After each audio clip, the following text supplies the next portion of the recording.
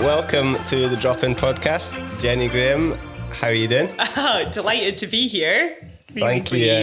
Thanks so much. We should probably give a bit of context to where we are. You're the first guest that we've had in our new space, our house or home, which is in the Highlands of Scotland, Inverness, which is both of our hometowns. Yep. How would you explain to those listening who haven't been here or heard of Inverness, what's Inverness all about? Glad you said Inverness. Thought you were going to get me to describe the house there. Inverness. Well, we're well tucked away in the Highlands, aren't we? I think it's got quite a nice mix of, it's a little bit of city vibe about it. It's, plenty of people around. I think there's like 100,000 people here or something. So lots of like nice coffee shops, but not. It's like not too busy. We're still got that country way about them.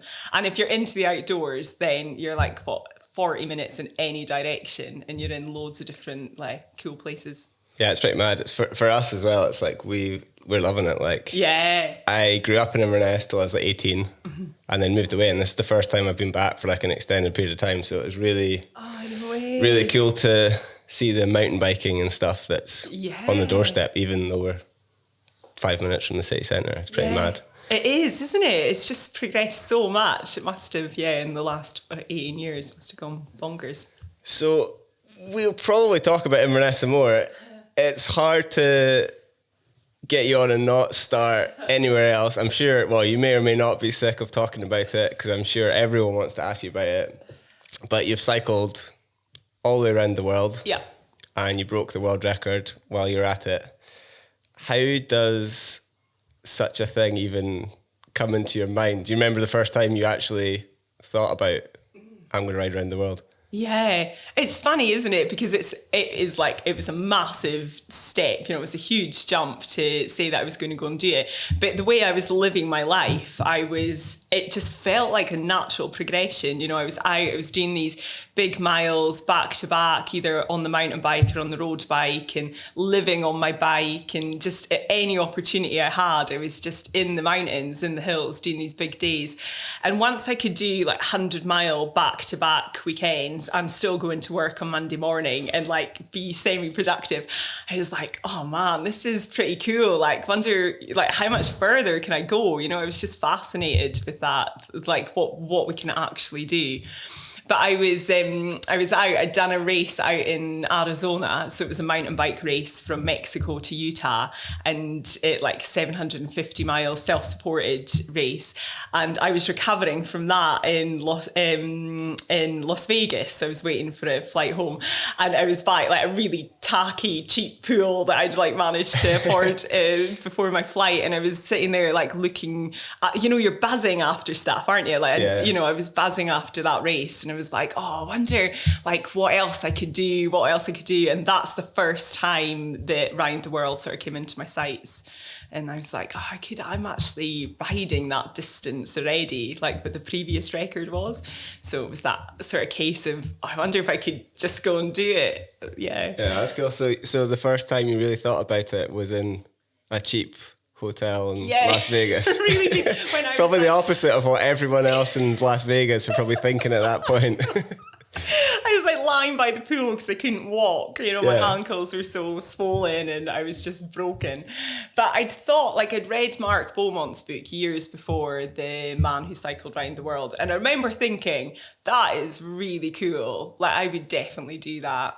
But it just felt like at the time, my son was really young. I've got a grown-up son and he was really young. And I was probably biking like 2 hours a week or something. So like to be like, oh yeah, that would be cool to ride around the world. It wasn't, it just wasn't something that was in my life at that point. So from that sort of moment in Vegas to when you started taking it seriously, is there quite a few years in between those moments where you're like, start seriously thinking about it, or is it all pretty quick? No, I can't do things for years and years. Yeah, okay. It's just like, right, we're thinking about it. Let's and that get was it it done. pretty much. Yeah. So before that, I had, so that was in the April, and then in the February, I'd met a guy on an Adventure Syndicate camp called John Hampshire, and he was a coach, and I'd never worked with any coaches or never even like trained properly before. And I had some sessions with him, when I was out there for Arizona, talking about Arizona. And he got in touch with me when I got back, and he's like, I really like what you're doing, like your attitude, you know, I'll work with you if you want for a year. I know you wouldn't go and buy a coach, but I'll work with you for a year if you want. And just, you know, you can blog about it or whatever. And like, so that to me was like this golden opportunity. So when I was out there in Vegas, I was like, hang on, I've got this guy like John who's going to coach me. He did not put any pressure on Round the World. He thought that I would, I don't know, like do, you know, be a tap or something like that. Like he wasn't thinking that I was going to come back with this. But then, so that was in the April, and then it was like the following June that I left. Oh, really? So you're literally talking like 13, 14 months from conception to... I told John, so I started saying it like out loud and admitting that I was actually thinking about it, you know, a year before I actually left. What was his reaction when you said it? Was he like... No, or was he like, let's do it? He was just like, well, yeah, I mean, I think that could work. And that was going to be over a year that he would coach me for as well. So he was like, yeah, and I'll just carry on coaching you. And you just do it, like, let's do it. So do you think, was there something sort of from a physiological perspective that he saw in you, or was it more your sort of mental side of thing that he thought, maybe like this person's worth investing free time in and... in terms of actually tackling that? I don't know. I've never asked him. I think it was probably I was probably really intense. You know, when you just like you just got the love for it, and like it's all you can think about and it's all you can talk about. And I was probably at that stage that he offered, like, so he gave a few people on that on the training camp, the Adventure Syndicate camp, like he gave a few folk, and he's just such a chilled out guy. You know, he's just all about, you know, well, if I've got a skill that can help this person, let's see if it can help them. So he's sort of really good nature. Yeah, that's great. So once you decide you're going to do it, what are the first steps in sort of putting that together? Is it looking at the route, or is it figuring out the training? Well, I guess it's a combination of all those things, but what's the sort of idea behind the route? Because it must be quite carefully planned, because whilst you'll obviously know more about me, the sort of concept of Around the World is quite simplistic.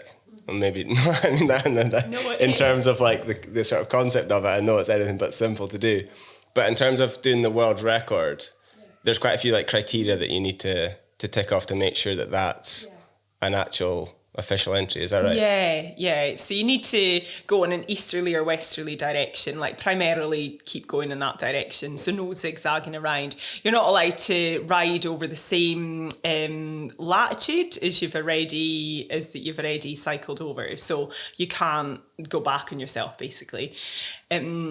You have to go through an opposite point on the planet, two opposite points in the planet. So that meant taking in the southern hemisphere. Like you needed to go down to New Zealand. So New Zealand and Spain are exact opposites. Oh, okay, cool. And what else was there? There's things like no drafting and, you know, the clock. So when the clock started in Berlin, that was it. That anytime I flew or like faffed about with my bike or stopped for sleep or eat, like everything was included in that time. And I think that's the rule. Like once you've got the route sorted, then that's the rule that stays with you. You're like, oh, absolutely every second is getting counted. Yeah. And you know what it's like after like a couple of weeks on the bike, and you're just like, it can be hard to focus, and you're like, oh yeah, need to keep going.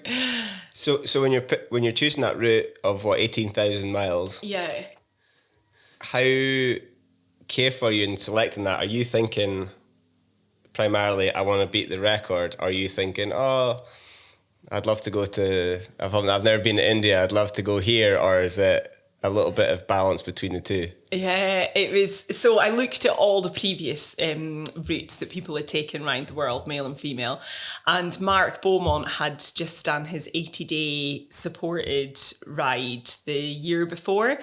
And so I'd spoke to Mark about it. I phoned or got in touch with him and said, I'm planning this. I had a rough idea of where I wanted to go, and it was using a bit of his route and it was using a bit of other people's route. And like you say, I really wanted to go through the stands and in going to China, like spend longer in China. And when I spoke to him, he was like, they'd put he had a good team around him, and they'd put loads and loads of planning into the route, and was like, talked me through his reasoning for going through Russia instead of Kazakhstan and China. And it was like, yeah, that does make sense to do that. So but because his was supported, I just needed to make sure that it worked for being unsupported. So I'd be getting all my own supplies and stuff like that. So yeah, it's pretty much Mark's route. Like, he did the hard work and like looking at like wind directions and tarmac and like how much elevation you've got and stuff like that. So yeah, I definitely can't take the credit for that. But yeah, it was a battle at first, because it was like, I don't want to go to Russia, you know, I just want to go through. But I spent 3 days in China, and they were the hardest days to like find food and to know where you were and all that stuff. So I'm really glad that I didn't spend like 2 weeks there. It would have taken me ages.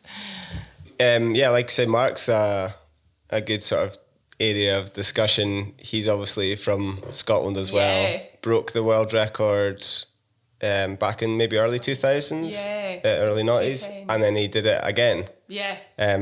Was he really helpful basically in putting it together and giving you lots of advice? Because I imagine it's pretty valuable. So supportive. I mean, to be fair, beforehand, so we had that one conversation beforehand and maybe a few texts, but I was so nervous, like even speaking to Mark, like, you know, just, I didn't even know what to ask him. He's like, anything you need, give me a shout. And I was like, I don't know what I need. Like, I don't know what I need yet, you know? And so it was a bit overwhelming beforehand. But afterwards, like, since I've come back, he's been, so generous. Mm-hmm. Yeah, really good. It's really cool when, like, someone like Mark can, like, help you out. And, like you say, he's done it twice. So. Yeah, exactly, yeah. You need to go round again. And it was cool when I was going round in places that I was on his route, you know? It was like knowing that they'd all been there, like him and his crew had been there. You know, when you're like right out in the wilderness and you're so far away from home, you're like, oh yeah, they slept here, because like you could see where their dot was. So. Did you kick it off? Was it in Germany, in Berlin, that you started? Yeah. So that was, what dates, sort of rough dates are we talking about? You know what? It was 3 years ago yesterday. Okay. Yeah. So 2018. Yeah, 2018, yeah. So you leave from the Brandenburg Gate. Brandenburg Gate. And then you just start cycling. Just keep going east. For some reason, when I was like watching some videos now, one of the main things I could kind of think of is like what it must have felt like, not necessarily when you leave, but like, I don't know, like 30 minutes into that ride, there must be some interesting emotions going through you at that point. What's that sort of feeling? Yeah, you're going, well, you know what it's like just before you do something, and that like all that doubts, like riding up the Brandenburg Gates by myself was so lonely. I had like a half an hour ride. I'd messed up. I hadn't like downloaded my routes the night before, so I had no routes for going around the world, and I had like 4 hours till I was starting or something ridiculous. So I like spent ages getting that sorted. So I woke up feeling like such a loser. I was like, you're never going to do this. And I was riding up to the gates like, oh no. And then I got myself together, and like you say, it was like a massive high starting it, just like proper endorphin rush. And then I guess I had people around me for the first day, so riders had come out and there was a crew there getting footage and stuff. And then once they left, that was it. It was like, oh, okay, it's the same again. It's just that, like, it hit me just like, I've got to keep doing this for a really long time. And it was quite, I guess it was quite hard finding my feet with it a bit, you know. I was more agitated, I suppose, then than I was for the rest of the ride. You know, you're just like, just a bit fidgety and just a bit like, oh, I couldn't quite find my place on the bike. And I kept getting bitten by mosquitoes, which sound so pathetic, but I had them all over my face. So I was going about with these like massive mosquito swollen eyes. And anytime I went into places, people were like, oh, like... dodgy like a leper. Yeah, exactly. And like they're just so draining being bitten on your face, isn't it? So the first week was tough, but once I got to, I think Moscow was quite high, and then I was like, right, I'm on it. That was like day 8, or even just crossing into Russia actually was like. It's funny, there's probably so many things that you think are going to be the obstacles, and I'm sure they still are, and then there's probably just like the same again. Yeah. That these things you probably didn't, because I guess you probably weren't even thinking about getting like bitten by beasties and yeah, stuff. exactly. And you're just like, how pathetic, you know, it's like, what's wrong with you? You're just like, oh, I just keep getting bitten. You were saying earlier, like you logistics and stuff. Yeah. You pretty much keep care of it. Obviously you got the help from Mark in terms of the route and stuff, but you did all the planning and booking and stuff. So you must have been, well, I can only imagine you were pretty busy before you even got to the start. Oh man, yeah, and I was working full time, and really? it was mad. When I came back, I had so many things to fix at home because it was like, all right, this whole part of my life just had to I just had to let it go, and just all I could do was plan, train, work. Yeah, so it was actually a relief getting on the bike, and you're like, all I've got to do is ride my bike. I think I probably spoke to my friends and like family more. Like I'd leave them WhatsApp voice messages, or they would leave me them, because I couldn't really, like, actual conversations were quite hard, you know, when you were riding, but I could listen to messages, and it was like but the year beforehand I was never appearing at like birthday parties, weddings, hendies, whatever. I just wasn't available. So yeah, it's probably quite just nice. An extension of that for the next few months as well, I suppose. So you kick off from Germany and you basically go through. Where's next after Germany? Is it Poland? Lithuania, Latvia, and then into Russia. So Russia was my first big, like I needed to have my, what's it called? Like documents. Yeah, all my documents. And it had a picture on it, and my face, this is when I had a really swollen face, and all I could think about is like, I look nothing like that picture. I hope they're going to let me in. So, so I crossed them fairly quickly, like within... Oh man, it was under a week I was in Russia. Maybe it was like 5 days or 6 days or something. So I got there really quickly, but then I was there for a really long time. Russia's huge. It's a long place, isn't it? Yeah, have you been? A wide place. No, I was just looking at it on the map. It's like, it's basically half the world, isn't it? That's what it felt like. Yeah. And quite samey for certain parts of it until you get into Siberia, and then it's just, it's so different. And then that was like the magical bit, because I went through Siberia and then cut down south and went through Mongolia and China. Okay, cool. And that is just like, I mean, it was probably only doing it for a week, like, you know, just went down there for a week, but it was just blew my mind. Yeah, I can imagine. Yeah, really cool place. And you must be, I suppose, on the bike, you observe everything just at like not a walking pace, obviously, which is really slow, but so much slower than what you would do if you're in a car. Not that you'd even ever consider driving around the world. So you're getting to see all these places in a way that nobody else would see them, I suppose. And I think because you're self-supported, you're interacting with people as well, even if you can't speak the language. Yeah. I'm so good at charades, just like leaping into action for food and bed and water and all sorts of stuff. I keep thinking I'm probably on so many like WhatsApp groups, you know, because people would just get their phones out in Asia. Have you had that? Like as soon as you start speaking. Yeah, they're just, and so I'm there. And they're like, so friendly as well. Yeah, they just want to be like around you and taking photos of you. But I was trying to communicate and like dancing about the place, trying to get food and water for them. But anyway, it was a great way to see it. Well, that was one thing I thought was quite interested to know how you sort of manage the fueling thing. Yeah. Or fueling your body, because you must need a hell of a lot of food to keep yourself going. Are you basically just stopping at like petrol stations and cafes and stuff, or have you? Because I guess you're not wanting to carry too much weight around. No, I didn't have a stove. Okay. Yeah, didn't have a stove. I would just stop, like you say, garages, anything that was on the road. I would always try not to take a detour. But that means like you must have eaten out at so many service stations that it's not good food, is it? By the time I got to Mongolia, I had so many like ulcers in my mouth, and it was just like rotten with sugar, just so much sugar and pot noodles. And I remember being like, I am going to be vegetarian when I get home. There was just so much bad meat and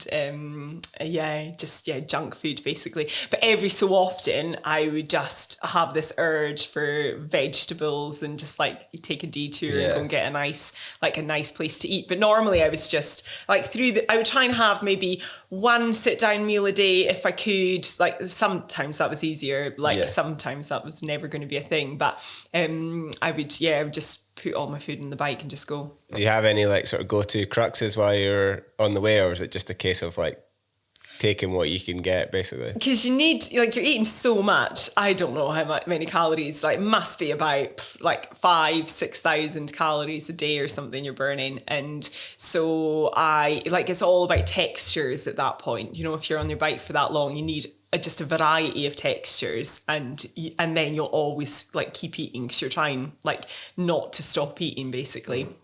So things that dissolve in your mouth were really handy when it got a bit grim, like cheesy Wotsits. You could get them all around the world, or like some sort of variety of them. And they would just like melt in your mouth, or you could just crush them up, and they're full of calories. Like, they've got so much in them. So that was good. And like things like chocolate milkshake, anything that was like easy to stomach were like my favourites. But it's probably the only aspect that 95% of the world listen to this are jealous of, in terms of like that whole thing, being able to eat what you want, or if anything, being encouraged to eat calorific food. Yeah, it got to the point, like one morning coming down like across Canada, do you know Tim Hortons? Oh yeah, the donut place. And I was just staring at all these like Timbits, like, Jen, you have to stop this. Like, it was breakfast and you're having like, they thought you were like buying it for a party or something like that, and you just like smashed them all yourself. I know, it's like every single day, like, this isn't okay. So towards the start of the sort of challenge, call it challenge expedition? Madness. Call it a ride. Just a ride. Just a ride. What were the sort of first real like challenges where you maybe thought, this is really bloody hard? Like after I got to the start line. That was the biggie. So the roads in Russia were crazy. They were so busy. And I'd looked into it, and that was kind of one of the reasons that I didn't want to go to Russia, and I wanted to do the Kazakhstan way. But like east of Moscow for about 1,200 miles, so like a Land's End to John O'Groats basically, is just incredibly busy with trucks. It's the Trans-Siberian Highway, and there's just so many lorries on it. Like, I didn't even know there was that many lorries existed in the whole world. You know, it was so random. And there was all this like life on the highway. So every like 10 miles or something, there would be, 24-hour service stations and beds, because there's so much life on it. But they're not expecting bikes. Like, there's no bikes out there. I got so many Queen of the Mountains just like doing that road. And then you look at it and it's like no other woman has cycled here. No wonder. So there was that was really tough, and it got to the point that I was jumping off the road so much, like getting out of the way of trucks, that I started riding through the night for like 4 nights. I just turned my night into day, slept in these 24-hour motels, and then we'd ride like 15 hours through the night. So it's still some of the daytime, but it just meant that the roads were quieter, I was better lit, and I could just get out of there, because it was crazy.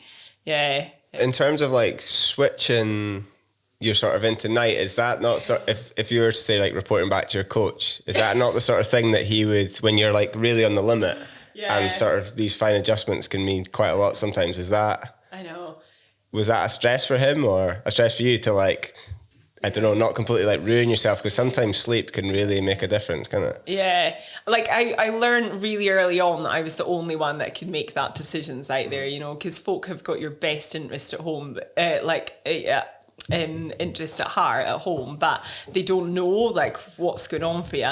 So it was my number one rule. So I'm used to riding through the night, and I quite like it, and going on a big smash and riding all night. And it was like my one rule for going around the world, like, do not do that within the first week because you'll ruin it. And then this is like day 8, and this was my master plan, right? I'm just going to ride all night. But so there was a bit of me that was like, you're messing this up. But then the other part of me was like, you need to live, like, your safety and you need to keep going. So that, it, like, up until that point, it was all about the record. And I'd just like been speaking to a pal at the time when it was happening, and she was like, remember, coming home is the most important thing, like, not this record. And I was like, she's so right. So then that sort of, switched around. It was a good decision. Yeah. And the record started coming last. Like, then it was like, obviously, Come Home Alive, ride round the world, and then it became the record after that, so it was quite a nice thing to be going into the rest of it with. But yeah, so I did that for 4 nights, and I reckon I probably lost about a day adjusting my body back to the day shift, and it was just like, you just mess yourself up a little bit, don't you? But I just kept going and was riding and like sleeping in like weird shifts until I sort of got myself back into a rhythm. So once you get back into day shift, what's like a standard, not that there probably is, well, I guess in some ways there is a standard day. What does a sort of standard day look like on the road, is it? So I had a bivvy bag with me, so I was just sleeping in like ditches or hedges or under the road, like they had really cool pipes under the road and stuff. Well, cool if you're like in the right situation. And so I would get somewhere to stay if I could, but if not, I would just like try and camp somewhere that I knew coffee was like within half an hour's ride, because then that would like get me out of my bivvy bag, get on the road, get to coffee, and then I would like have a faff about when I was getting coffee and breakfast, fill up for the day, and then I would just try and ride right through till breakfast often, although it depend right through till dinner, but it would depend where you were. So in colder continents that was maybe a little bit easier, but when it was really warm, I had to stop for water more often, and it was just trying to sit in the saddle for as long as you can and minimize that stops. So sleep wise, you looking at like just a few hours a night basically? I think I averaged about 5 hours a night or something going round. So. You must have got pretty good at just being able to sleep anywhere, but I guess if anything's going to prepare you for being able to go to sleep, it's like exhausting. 18 hours in the bike. What was there? Is there any? I know you also mentioned like pipes inside roads. Is there any other like standout sort of memorable sleep spots across the whole route? Oh yeah, like so bus shelters. So I loved a bus shelter. Like toilet blocks were so good, especially in Canada, because I'm so frightened of the bears. Like sound, just like get a toilet you can lock yourself into. That was good. But I mean, mostly things were pretty clean and they were pretty nice. But there was a few, like there was one pipe in particular that was pretty grim, and it like cows had been in it before me, so and there was a big storm, so it was pretty mucky. And then there was a toilet block in Australia that was just maybe the lowest point of my life. Having to stay in it. Yeah. I guess when you're in a hot climate as well, the toilets just get worse. Oh really? It was winter over there, and it was raining for days. I thought you meaning for cleanliness in term. For keeping clean. No, I thought you said like the toilet in Australia was like the worst. Were you meaning because it was cold or because it was dirty? Oh, because it was so dirty. Yeah, it was so dirty, but it was really cold over there as well. Yeah. One thing I would have thought about, were you ever worried about like sort of security or your safety, like just more in terms of obviously wildlife for one, but also just like people as well, whether you're in some dodgy places, because you must have had to cross across some pretty dodgy spots. Yeah, I think firstly it was like the car, like anyone behind a car was just absolute danger, like behind that steering wheel.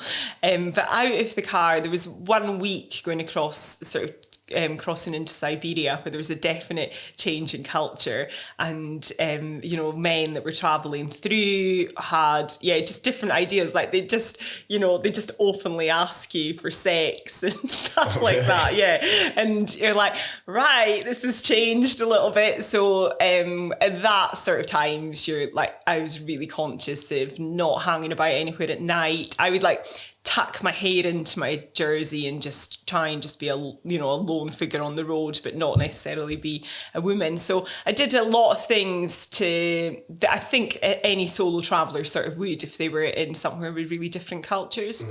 And I would do things like if I met people, I met so many people, and I wouldn't tell them about my like spot tracker, or I wouldn't let them know where I was going, that sort of thing. But I was mostly all right. It was just that 1 week there was a few things like that happened that had to sort of keep on your toes, but I was never really scared, because it was just the culture like was so different. You just had to be really upfront and straight and like Do not smile I've got a job to do, leave me alone. Yeah, exactly. I was more worried about my bike quite often. Yeah, so of course, because that bike goes, you're screwed. Exactly. I mean, some days I was like, oh God, if someone would steal that bike, it would be all right. Just take it out of your hands. You're like, I tried, but a bike's gone. Might just leave this bike here. But yeah, some places when I had to sleep, then I would, like, not everywhere let me take it into my bedroom with me. And that was always a bit of a worry. But then someone pointed out in Siberia that I was like, oh, I just don't want to leave my bike. And they were like, no one would steal it. They would have to ride it. And it's like, like they don't see it as this sort of precious item, you know? They're like, that looks like a nightmare. So that's the sort of human threat. What about, you mentioned bears in Canada. What are other sort of wildlife challenges or scares along the way? I'm so scared of snakes, and the whole time I was planning for it, all I could think about was snakes, and I was like, yeah, bears will be fine, kangaroos will be fine, camels will be fine, and just like wrote off any other like actual animal that might be able to harm me. And so I was just so focused on them. And then I hit Australia and I was like, oh my God, these kangaroos are huge, aren't they? They're quite scary, aren't they? Yeah, did you think that? I've seen a couple. I don't think the ones I saw were even that big. Right. But they were still quite big. Yeah. And if you're sleeping out pretty lethal, I think, are they? Yeah. Well, no, I don't think they are. Do they not? Lethal. They can? I thought they can attack. Maybe there's a few. Yeah. I think there's a few. I think I've just maybe seen a couple of YouTube videos that seen people fighting. I know, definitely don't watch them when you're out there, right? Yeah. I know. And when you're down in your tri bars, like I was quite low on the bike, and then they would just arrive out of the bush, like they're like they're drunk, and they're like hair sticking up everywhere, and they're just these huge tails on them bouncing along beside you. It's like, how am I going to sleep out here? Yeah. So they were really scary until I got to Alaska, and then realised that there was like grizzly bears and black bears, and then felt so stupid for being scared. Did you like have a gun? Did you carry a gun or anything? No. God, no. Did you see any? Yeah, so I saw 3 up close. Oh, really? Mm-hmm. And do they just kind of like check you out and then? I didn't wait about for them to check me out, but I guess the first one was like a baby one, and then there was this huge black bear that I saw at the side of the road. But this lovely man, like him and his brother, were away hunting, and they had this huge boat attached to their like big vehicle, and he was like, "There's a black bear up there. What are you going to do?" And I was just standing there on my bike, like, I don't know, I'll just like stay over the side of the road or whatever. And he was like, oh, give me a minute. And he unhitched his boat and then like turned around and drove in between me and the bear. So obviously I couldn't get in the van, but he drove his vehicle. So that was lovely. And then he did that. We passed the bear, and then he obviously drove off, and I was out there. It was just getting dark. It's like, oh God, so many bears out here. Yeah, so that was a bit of a head game. So you literally just sleeping on the side of the road there? Yes, that's when I was looking for the toilets, like tracker toilets. So they'd be every like 50 miles or something. So I'd just be like, I would ride all night just to find one. And are you like, so when you're in that sort of day, are you like, I know there's a stop coming up, or are you just basically taking it as you come? I usually would check out. So if I stopped for dinner that night or lunch or whatever, late lunch, then I would know how I was moving, or like how the tarmac was or weather or whatever. And so then I could make a plan. But it's like, you have big plans over breakfast, and then quite often that doesn't work. It sounds like, I suppose it's like the difference, not like 10 every 10 miles. Like, am I going to have a short day here, or like a really long day and go like an extra 50 miles? Yeah. There was hardly ever any short days. There was a couple, but not many. What was your average sort of daily mileage? So it changed every continent. So like first continent, I was like 184 miles from a day from Berlin to Beijing. I was flying. I was feeling so good first 5.5 weeks in. And then I got to Australia, and things got slower because it was wet and cold, and it was dark at 5 o'clock at night, you know. So that was around, 150. I think around the whole world it averaged at 154, 155. Oh, okay. 156. I'm trying to think if don't think I've ever even done that. Have you not? I don't think so. No. That's really bad, isn't it? You must do. Have you ever counted your miles though, like on a day? I don't know. When you go out in the trials bike, maybe like if you do 10 miles, that's probably like a big day. I guess we're like hopping up walls and stuff in between that. But putting the efforts in. I try to think. I've maybe done 50 miles or something on a road bike. Right. That's like really pathetic when you're thinking about what you've done. It's all right. I can't jump up on walls. That's pretty mad. So you talked about sort of challenging people you met along the way. There must have been a few standout people that you've met along the way. I don't know whether did anyone ever join you for any like stints or people that helped you out? Like you mentioned the guy with the bears. Yeah. Is there any other sort of cool stories of people you met along the way as well? So many people, like people were coming out. So because I had the spot tracker, so in Cycling UK, Cycling UK, I think they'd put something out about it, and that had sort of let quite a lot of people know, like in different parts of the world. So I would, be riding thousands of miles away from home, hadn't spoke to anyone for weeks, and then all of a sudden you just hear your name being like shouted across a dark car park, and you're like, what the hell? So there was a really cool family out in the Yukon MJ, who'd come out and shouted me in this car park, and then he was like, look, come back, like my family stay in Watson Lake, and I was going through there. I was going to stop in a motel there, but I had this rule, like I didn't want to stay with anyone because it just eats up so much time, like you can't get in and out. Like I love chatting, if there's more coffee to be had, great. It was just that world record goes out the window. Yeah, exactly. So I was like, oh no, I don't know. And he was like, oh, you can like wash your clothes if you want. And I was standing there and like I had one wash of my clothes in like 3 months at that point. I was like, oh, that would be so nice. I smelled so bad. So there was people like him that would just come out and loads of people bought me dinner or like came out came out or phoned ahead if they could see on my dot that I was going in somewhere, and like my bill would be paid for me and stuff like that. Yeah, it was so sweet. So there was people doing that. And then I used to be a guide, like a mountain guide up here, and so I knew people like out in America, and they came out and met me on the bikes. But I mean, you're riding like 15 hours a day and someone comes and meets you for an hour or so, so it's like, it's not a huge amount of time, but it's really nice. Yeah, it must be, because I guess you're just spending so much time by yourself just to get a bit of crack. Yeah. Well, it can be, but then you don't know what mood you're going to be in when people hit, like, if you don't know they're coming, you're like, you could just be on such a low or like in a real bad mood. And and someone just gets you and you're like, oh God, I have to be happy. I just want to cry. Did you find like throughout the whole route, is it very much like a case of just like ups and downs, or do you hit sort of nice consistent sort of periods of being a little bit stoked at any point, or is it just an absolute random mash of feelings? There's lots of that, but I think it was that thing of like trying to control the highs so as you didn't dip too low. But then when you're eating like crap along the way, it's really hard to control that high sometimes. If you're getting fueled off caffeine and sugar, it's like you're going high and you're going low.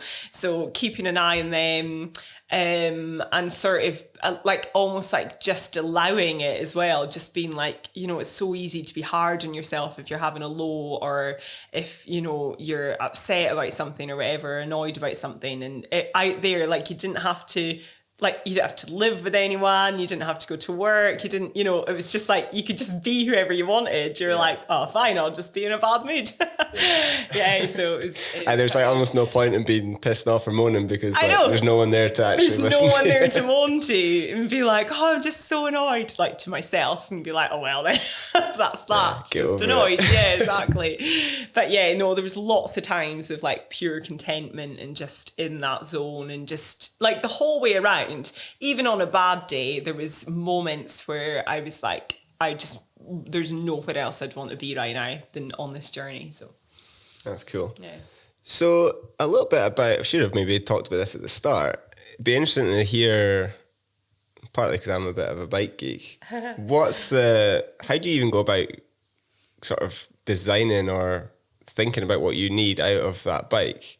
Because was it a specially designed bike that you got made? No, it was a handmade bike. Like they built it for me, Shand built it for me, but it was like, it was a model that they already produced, you know. But I went into Shand. So Shand are Scottish brand steel frame bikes, and I was working with the Adventure Syndicate by that point, and they were sponsored by Shand. So I met with Russell and Stephen who were there, and it was so funny. Like, I had this bike, so I was always a mountain biker. I only got a road bike like a year before I went around the world or something like that, like 2 years beforehand, and it was only to train on the mountain bike as well. So I wasn't like a roadie, I didn't know much about it, but I'd done this Land's End to John O'Groats over winter. So we did this 4-day absolute smash, and I'd borrowed a bike that was too big for me. So I had this bike, and they were like, you know, take a bike with you to get measured up. So I had this bike, and I was like, well, this is the bike I've just used, but it's too big for me. Like, I got a really sore back, and I did this. I don't want this, but this is all I've got. So they were like, sound, like, it was so chilled out. I was like, I walked away. I was like, I'm never going to get a bike that fits me after that. And then, you know, they build, like, they're in Livingston, and they built the bike up, and I was like on Instagram with the boys that were building it up for me and welding it, and that. It was just lovely. I was getting this step-by-step process in my bike.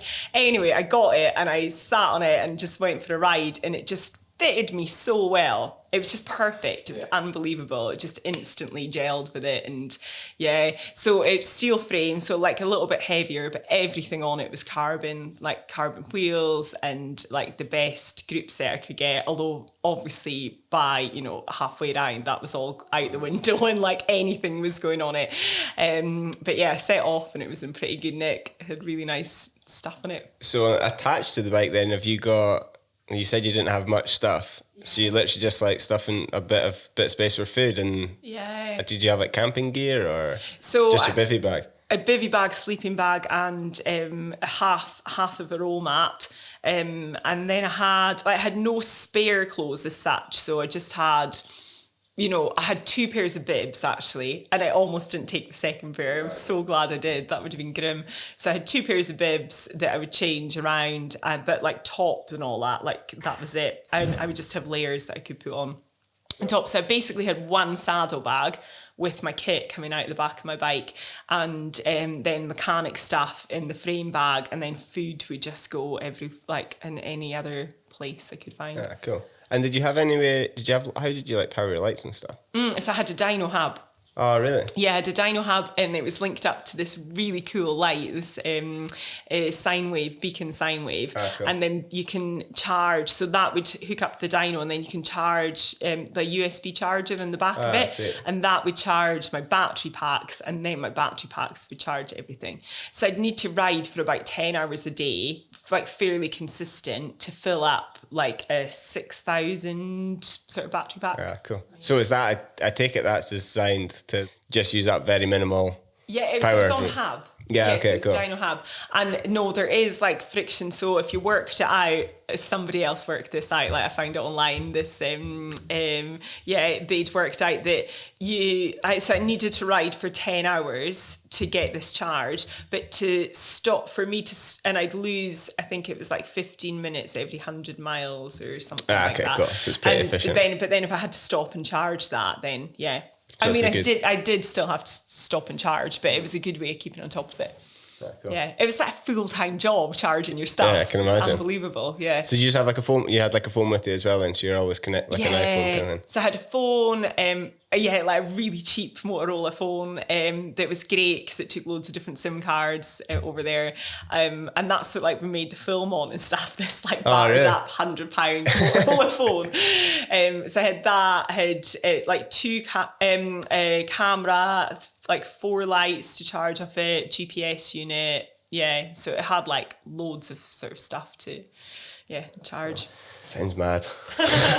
Lots of cables. I guess one of the things that you probably take from that is learning to be, I don't know how you sort of live your life usually, but when I think of that, I'm like, that's just such a contrast to how obviously you're cycling your bike every day, but just in terms of like living and how minimalist that is. Yeah. Did that has that changed your outlook on, I don't know, material things and what you actually need to live? Because it's amazing how much stuff you actually like living off there. I know, it's crazy, isn't it? I think any trip like I said, this was just an extension of how I was living anyway. And any trip like that is, I come home from it and I feel like suffocated with everything around me, like all these, and I just live in a little flat, like I don't have a ton of stuff and it's mostly bike stuff, but it's stuffocation is the word. Like, I don't know if you've heard of that, but I can definitely relate to it. Yeah, stuffocation. Just don't need material items. But it's funny, so when you've done a big trip like that, and then you're really sensitive to it when you come home and you're really feeling it, and often just like have this mad clear out and, like make all these big promises. But then when you're in society and like, you're just like, you go back to work or, like you're not away on a big trip, or like it's easy to forget again. Like it's so easy because it's, you get conditioned one way, but you can easily get conditioned back again. Exactly. And it's like deep down, like that's what you believe in. That's when you're happy. That's the way that you want to live your life. But when you live even in a little city like this, and there's like next thing you know, you're in Starbucks. Yeah, exactly. It was so bad for going out for coffee. Like, you only live there. I wasn't sure whether you would have, like, when you come back, do you go, oh, this is how I want to live my life, or are you like, oh my god, I've not slept in a mattress for ages and just like go buy a new mattress, or I've not had like these foods, you want to get this and that? I think I definitely craved a bit of comfort and normality, and like my pajamas. Oh my God, I came back and it was winter and all I wanted to do was like get into my PJs, shut the curtains. It was like I had no interest in getting cold, getting wet, like being outside, just wanted to be really warm. Like, let's get this heating on. So to go back to like Australia, you were saying that you found that it was like getting a lot harder and colder. You must have been you're fairly far along at that point. I don't know what that stage is. Is there still like any doubt kind of creeping in your mind about like, can I actually finish this? Or like, are you ever thinking, I want to give up? Or is it never really an option? And it's very much a case of like, just keep going. Yeah, I mean, I was in my element, like as much as, I was just talking about the hard times, I was so into it. Like I wanted it more than anything else. So there was never ever thought about giving up. But because you're by yourself, you can just rest. Like if you're having a hard time, it's like, right, I need a couple of hours sleep, or, like you sort of know what you need to get back into the headspace. So no, giving up was never an option. But I guess the record was, so I'd set off, I got the record, but I didn't get my record, so I wanted to do it in 110 days. Right, okay. And I took 2 weeks more than that. But obviously then I took like 3 weeks off the record. So there was time to spare, but I was so focused on being behind schedule.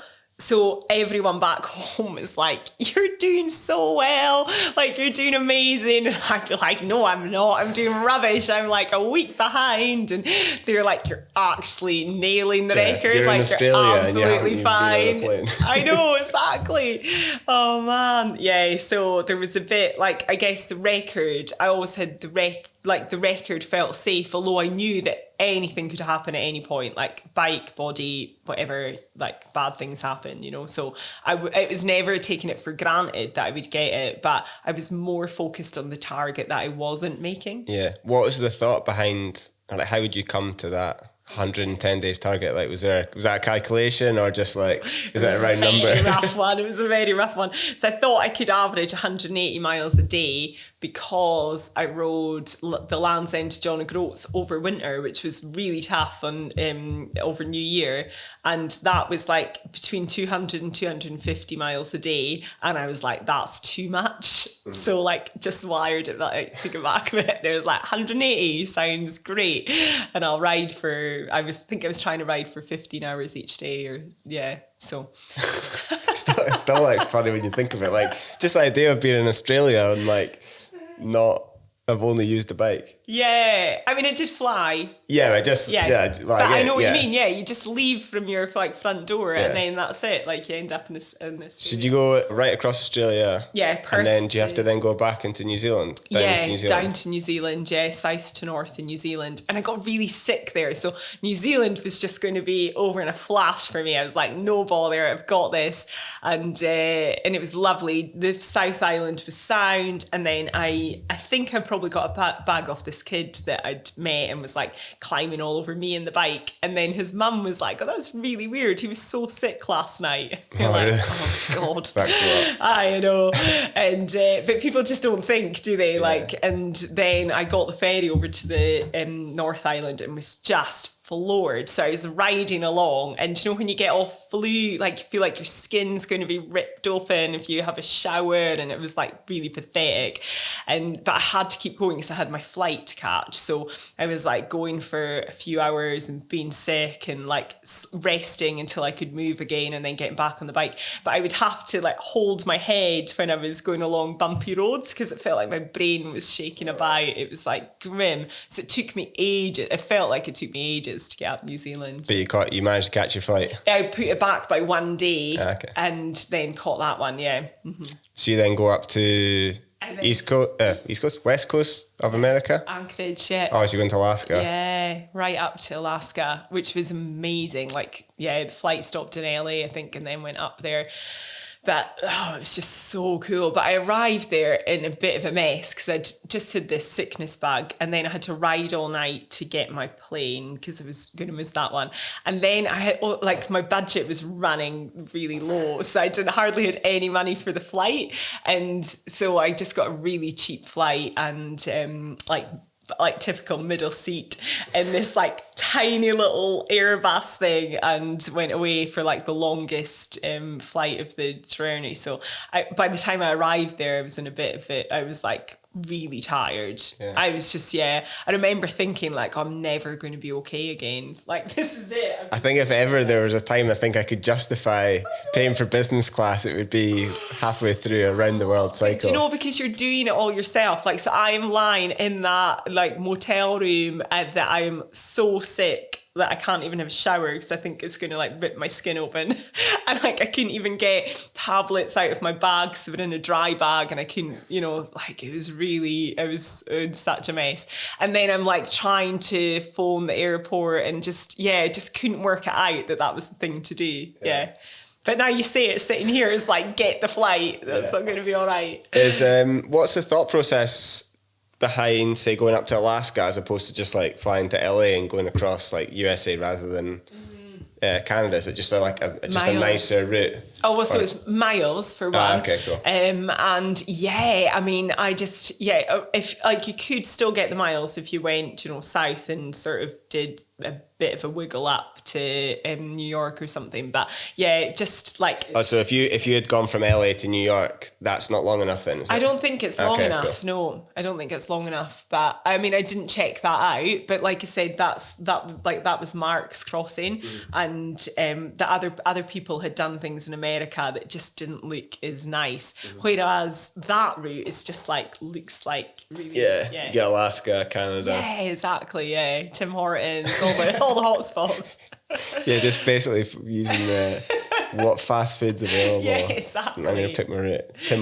Tim Hortons to Tim Hortons. Alaska's cool though. Have you been up there? No, never. I've never even been in Canada actually. Have you not? Which is mad. As like a mountain biker. Yeah. Never been. I've been to America a few times, like USA a few times. Yeah.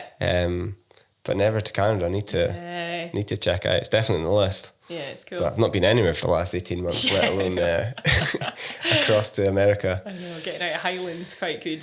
So you go across Alaska through Canada, and then what's like the East Coast stop to back into Europe then? So into Nova Scotia. Okay. And into Halifax, which is gorgeous. It's so like the northwest of Scotland, and just like loads of big boulder fields, and just like the climate's the same. It felt really homely. Like it felt like, oh, I'm actually heading home, and got in there.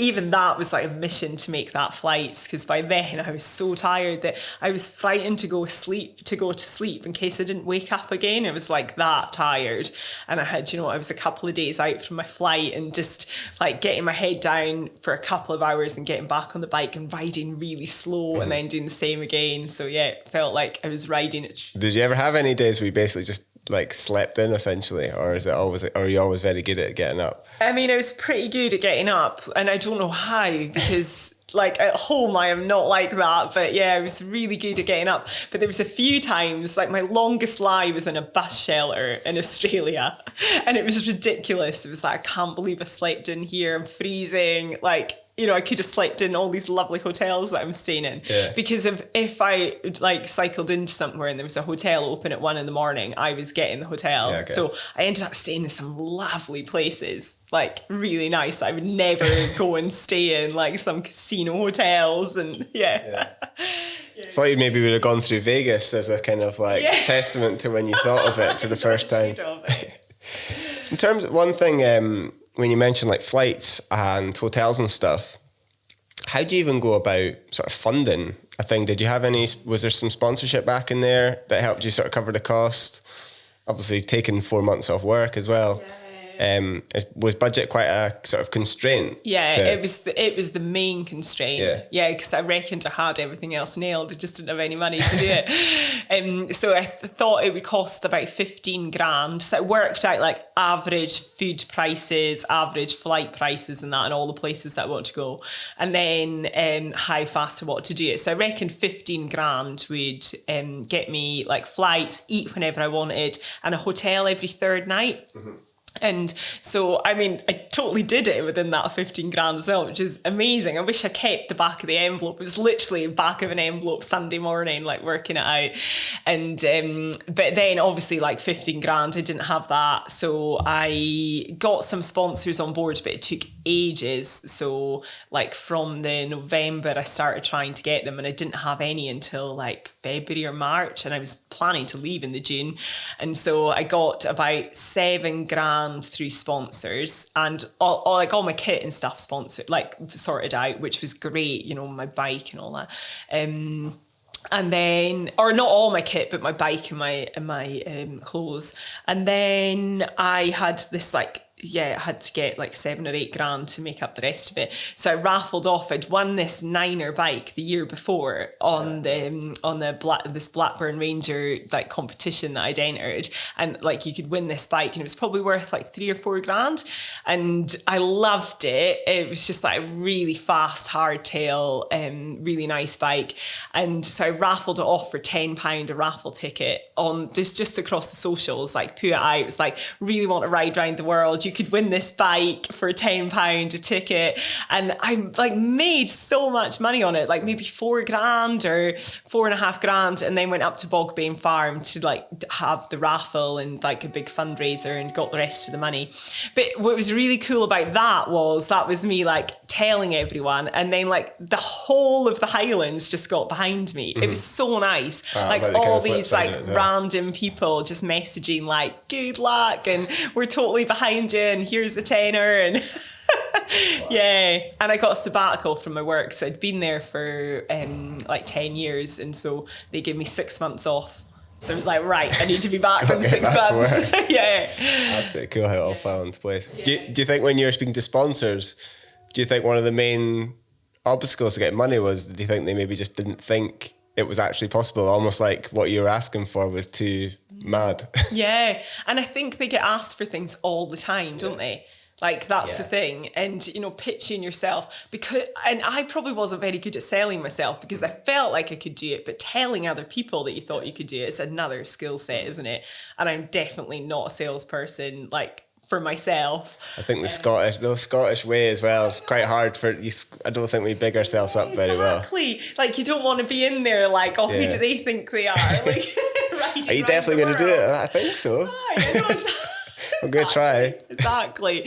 So I'd be like having these conversations, and in the inside I would be like, are you? I don't know who you are. Well, when you finally, and you obviously broke the record and did it, so I'm sure a lot of those companies probably look back and then think, damn it, should have sponsored it. Maybe. Yeah, maybe. So you get across to Europe, and I guess it's kind of like the home straight in some ways, even though it's still miles. How are you sort of allowing yourself to celebrate or at all until you've crossed that finish line back in Berlin, or Is it very much a case of keep the head down until you're actually there? That's so tired. Like, yeah, so we got in there and it felt lovely to be back in Europe. It was so warm, like into Portugal and Spain. It was like, yes, like Canada had been freezing. So that was nice. And my family had started arriving in Berlin like weeks before I was going to be there. And there was like, everyone was messaging like, you're nearly there. And I'm like, there's still 3,000 miles to go. So if they booked their flights based on the 110 days sort of projection, or are they just... Oh, so my sister was at home with a spreadsheet. She's mad for a spreadsheet. I should have actually got her to plan this for me because she'd have been way better at it. And so she was like looking at what I was doing and then working it out and then telling my mum my expected date. And so she knew, I didn't know, like, but she knew exactly, like she had it all worked out, that, you know, rough times. So she was sort of organising everyone, I think, back home. That so everyone was back there, and my pal Lee had come out for like the last stretch to pick up some media and stuff like that. So I met her halfway up Spain, and that there was pros and cons to that because she was really fresh. You know, she'd been like away riding out in Kyrgyzstan over the summer and was just like really fit and healthy looking. I was just like, oh God, just like bedraggled, like still going. But it was nice. It was nice to have her about a bit. But we had this rule that, because, you know, I was self-supported, I didn't want any emotional support. So like she couldn't hug me. She couldn't ask if I was okay. She was like, I was really strict on it. I was like, you know, I can't have you here. You need to be away for a certain amount through the day. So she was like going off on like a sightseeing tour and I was just like head down on this track, and she would like come in and out of my ride. So that sort of, and I guess she did a really good job of like bringing me back into reality. Like I'd just been on my own for so long and in my own head and didn't have to deal with like anybody really. I was being quite protected, I suppose, out there. And then she knew the hype and everything that was happening and was like sort of drip feeding me, like, you know, like, I guess just what was happening and, you know, like how that might feel. And so it was good to have her to chat to about it.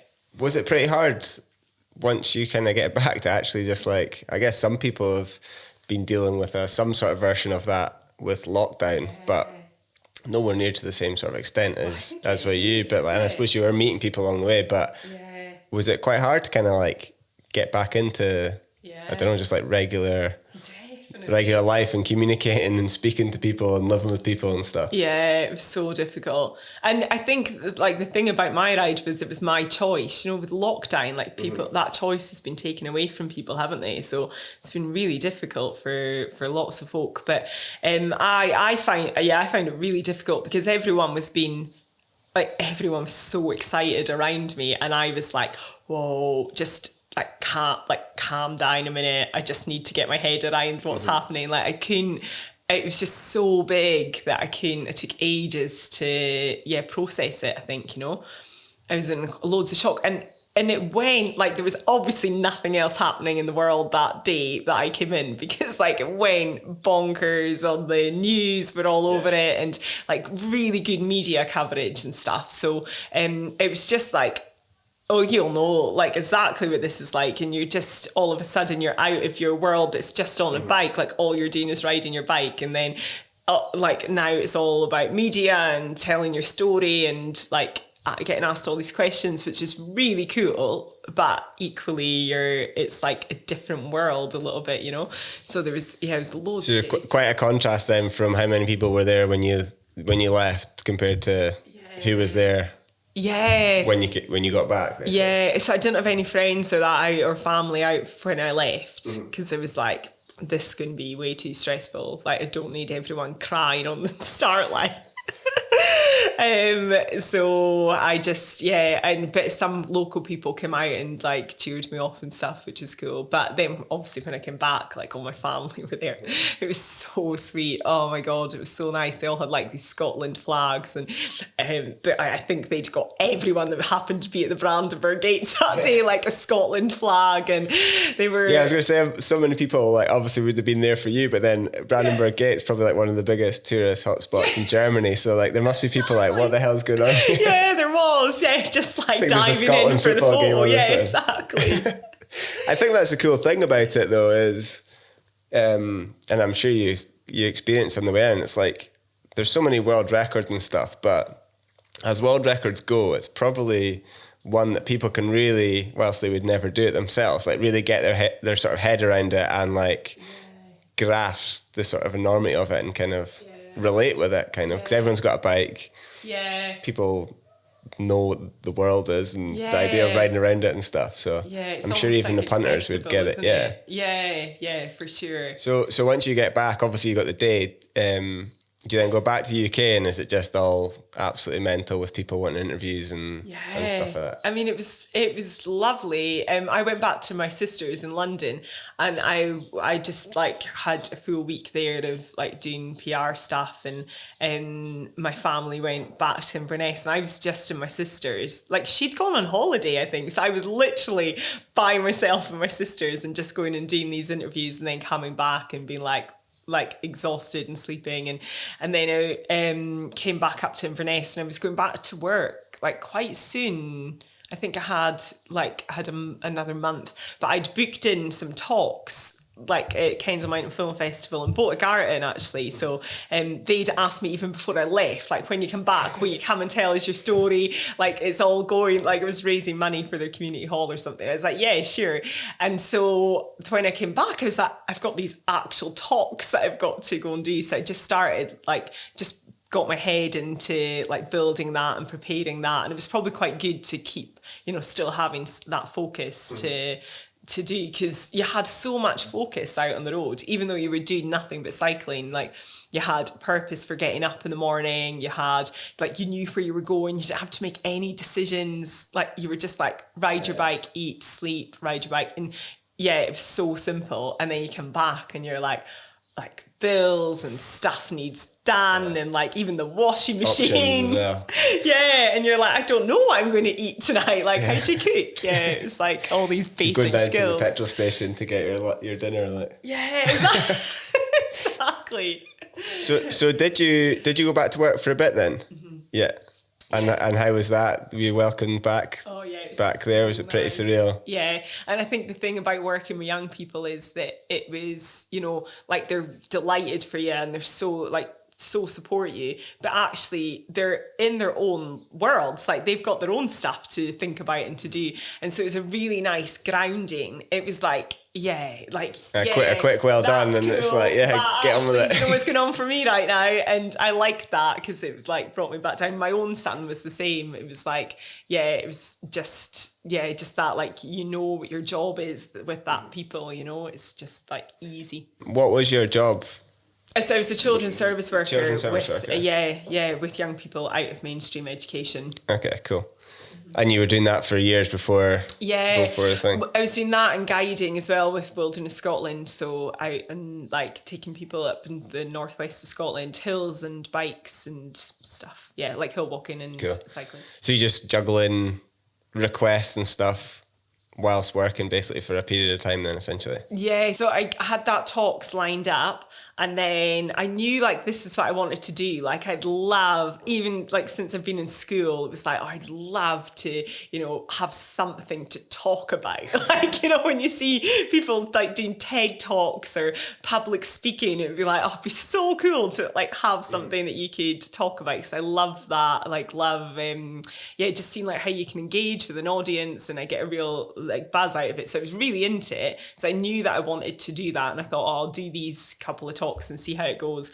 And then they went really well, and I just started like getting all these requests in. So it was like, I either have to leave my job or not take up these opportunities and just do it in like holidays. So it was like, right, just go for it. And Lee, my pal, had been running the Adventure Syndicate, who I was riding with and stuff, but I wasn't sort of part of. And then so I took a period of time that I was directing with her and just like managing that, and so that was like good focus as well too.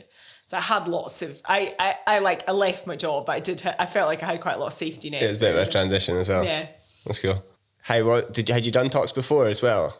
at all? Or was it a case of just like at work and stuff? Yeah, at work. And obviously with guiding, like you're meeting people and, you know, it's essentially the same sort of thing, like when you're out in the hills. So I hadn't done that specifically, but I felt like I knew that I would like it because of the other stuff that I'd done. That's cool. So did you say you'd done a TED Talk, or you'd like to do one? Oh, I'd love to do a TED Talk, if not. I can imagine that being really cool. Like, you should definitely do that. I'd love to, I'd love to. So, cool. So if anyone's from TED's listening, not that they will be listening to my podcast, but if you could sort that out, Duncan, that would be really helpful. I have no input there, unfortunately. We briefly talked about Mark Beaumont, obviously being from Scotland. Mm-hmm.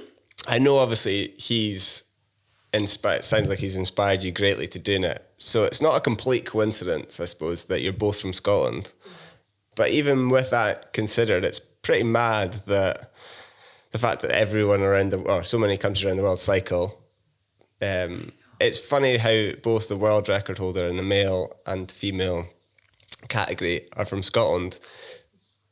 Do you have any idea of what that could be? Like, is it Scottish personality made us made you guys more susceptible to taking on such a mad thing, or is it just coincidence? Like, what do you think? Because you're in that world as well, and it's like, even in the Highlands, like, let alone Scotland. Yeah, I suppose in the Highlands, you're like, why? There's just so many people doing cool stuff, considering we're in a part of the world that's like not always easy to access, you know, opportunities. It's not like being in the central belt where you might sort of come across, I guess in some ways, I suppose, like, not necessarily, but almost like lack of sort of opportunity or lack of alternative things to do kind of like maybe makes you think of doing random things, like even in Inverness alone, there's likes like Greg Williamson, Jamie Edmondson, Kent Gallagher, in terms of like they're sort of racers. It's mad that like you have all these people from such a small place, even in Inverness within Scotland. It's definitely an interesting one, but I was thinking about it the other day, I can't quite think like what it could be. Because it's not like it would get at school, or it's not like it's embedded into you, you know, as like a kid, that this is what families do. It's not like being brought up in Holland or something where you'd be like, oh yeah, I can see that progression, you know. We're not there yet, I think, as a culture of sort of embracing sports into part of our everyday life without being fanatics, you know. It's not like Copenhagen where you can cycle every day, but you're not necessarily like just getting on with your everyday life. So it's funny, but I think definitely, like, I think the weather must have something to do with, you know, being able to stick things out. Like, I always think if I can train for a winter in the Highlands, then I'm pretty set for anywhere that I can go. I suppose I guess we don't have bears, but I suppose in terms of like conditions, apart from like the wildlife, it's pretty brutal. God, we don't have bears. So obviously you've cycled around the world. If people are like listening and want to sort of get into maybe an adventure, whether it's on a bike or elsewhere, do you have any sort of advice for them to maybe, or I don't know, if there's a route or anything that they could maybe tackle as a bit of a stepping stone to like something a little bit bigger? Like even for myself, like I say, I'm a bike rider and love riding, but like we were saying earlier, I never do any sort of adventure stuff. It'd be cool to try. But is there any particular routes in Scotland or even further afield that you would recommend?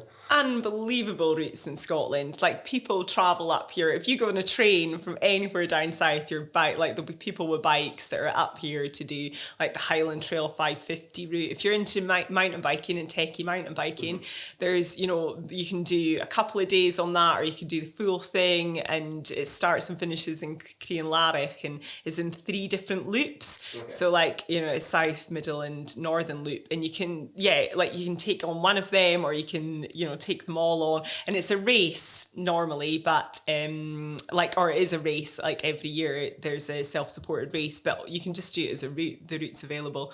But also the Badger Divide. Have you heard of the Badger Divide? That's from Inverness to Glasgow, and it's more of a gravel track, and it takes you to some lovely places. And I think if you were just getting into bike packing and you didn't care if it wasn't like mad techie, but you just wanted to go on the journey, then that that's like where I would start, because it's got like, I think by doing a route like that, you'll be like, oh, I get it. You know, I get why people want to go a long way, because it just takes you through so many different landscapes and just see so much on your bike.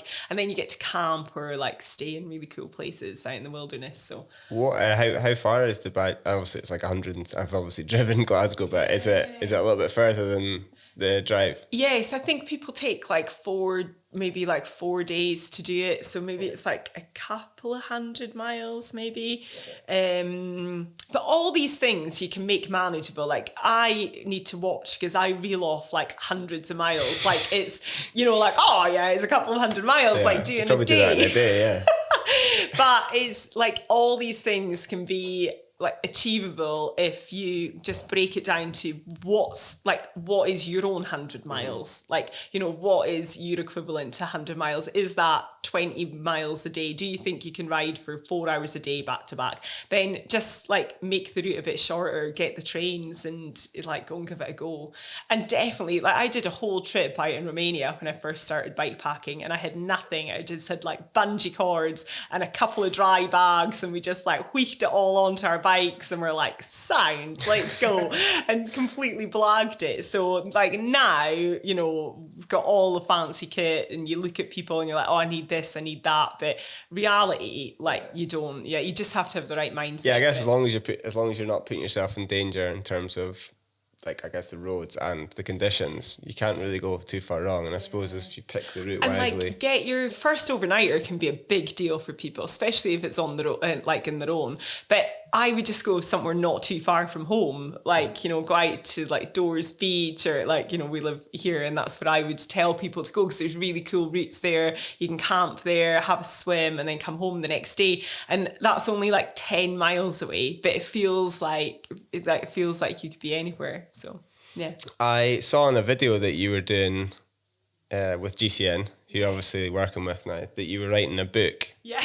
I don't know how far along that is. Like I said, this isn't why you're on the podcast. I just saw this. It's not like you're here to promote your book. Why I'm on the podcast. I don't know when that video came out, but you're basically working on it. How's that been going? Is it finished, or is it? It's not finished. Okay. So I started writing over winter, and I felt like lockdown's the perfect time to be writing. And yeah, I mean, it's going good. It's a really nice process. So it's, you know, it really challenges me, because I have to stop and slow down and take myself back and really think about what happened, and, you know, look back over like footage I got, and all these things that take time. And I'm really bad for just like being like next, like moving on to the next thing. And so it's nice, but it's not my sort of natural form to be sitting writing in front of a computer all day. So it's like a balancing act, I think, just now between riding my bike enough and sitting in front of the computer enough. Is it going to be through like a publisher or anything, or is it a case of writing it and then seeing what happens? Or? Yeah, so I'm signed up with Bloomsbury. Okay, cool. And I hope they're not listening. Have you told them it's nearly ready? Yeah, I've got till mid-October, so yeah. I'm like, yeah. I can only imagine like the difference between doing the route, like riding around the world, whilst it must be absolutely brutal at times. At least it's, like you said before, at least it's just quite obvious things that you need to do. You just know you have to get up and keep pedaling through it. Whereas like the book, there's just a whole world of Well, to me, that just sounds like a whole world of procrastination. Exactly. But I have to take myself to places that have got like no Wi-Fi, just like fill my computer full of charge and go and sit under a tree, like down the islands or whatever, and just like write so as I'm not distracted. But yeah, it took me 4 months to ride around the world, and I've been trying to write this book for like nearly a year now. So yeah, it'll take me ages. I guess publishers on every level are probably used to authors. You can't really can't rush the creative mind. Yes, that's what I keep saying. Well, I'm sure they do try, but yeah. That's cool. We'll look forward to that coming out. We'll get you back on once the book comes out. Yeah, just to pan it out and get a new story. But you're also working with GCN or GCN Plus. How did all that come about? Was that kind of as a result of? Round the world. Going around the world. Yeah, it was, and that was Mark. Mark Beaumont had been doing the North Coast 500 with Cy and the GCN team, and we'd been in touch about something. He was like, "Oh, have you met these guys yet? Like, you need to come along." And I think they asked me to come along on the whole thing, and I couldn't do it, and so I just rolled up to like Ardguy one day and met them on their way down, and met Cy and Mark. I didn't really know Mark that well at that point. Like, I hadn't been out with him or that, and. Yeah, they were really cool. They were just like, like good crack and easy chat, and Cy was pretty burst because Mark had just like dragged around. I saw that video. Yeah, and then that was it. Like I didn't expect anything would come off that, and I was away I think for the summer, and then Cy got in touch when I got back. And they had just launched this new channel with like GCN Plus, and they were making cycling documentaries, and they're like showing live races, and it's like I probably don't want to use the term. It's kind of like Netflix for bikes, basically. Yeah, exactly. And it's like all different types of bikes and all different types of adventure, and there's all culture stuff in there. And so then, all of a sudden, it's like, they're like, oh, like come and work with us, and so like my first shoot was out in Colombia with them, like away out to Colombia just before lockdown, and had this 3 weeks out there just learning the ropes and like flung in the deep end, but loved it like so much, and have just had such a good time working with them ever since. It's like really nice being around so many creative people, when everyone's like brains are just especially working. After you're used to doing it by being on that solo mission. Must have been quite a contrast. So that's really cool. And then like the content like we're making is really good fun, and of high quality as well. Like I'm always really impressed with or my mum is always really impressed. She absolutely loves it. Like I send her the link every time they come through, and she's like, So are you primarily like GCN Plus then, rather than like the GCN YouTube channel? Yeah. So it's more like longer form stuff. Yeah, so it's all doc stuff. Although I've got a few projects coming up with the channel as well, but the main part of it will be the documentary side. Ah, cool. Yeah. And you mentioned before that the film itself, which is it called Eastbound? Eastbound, is going to be on GCN Plus shortly. Yeah, so come August, then Round the World Film is going to be there. At the moment, it's in film festivals, and we've been putting it out to film festivals, and then they'll have it on their platform. That'll be cool. That's cool. Yeah. Cool. Well, we've had you for almost an hour and a half. Oh, one of the longest ones we've done. So I won't hold you any longer. But thanks so much for coming on, telling your story. It's been lovely. We're cool to get you back on once you do your book. Yeah. If you ever get it done. I know it might be a while. That's fine. Where should, if people are listening and want to keep up to date with what you're up to, is your Instagram, Twitter? Yeah, Instagram mostly. And so my own is just Jenny Graham is. And then I also work with the Adventure Syndicate. And so we get up to loads of cool stuff. There are a bunch of female endurance riders. So what's the website for that? Is the Adventure Syndicate. Okay, cool. Nice one. We'll check that out. Yeah, nice. Thanks very much. Excellent. Thank you. Cheers.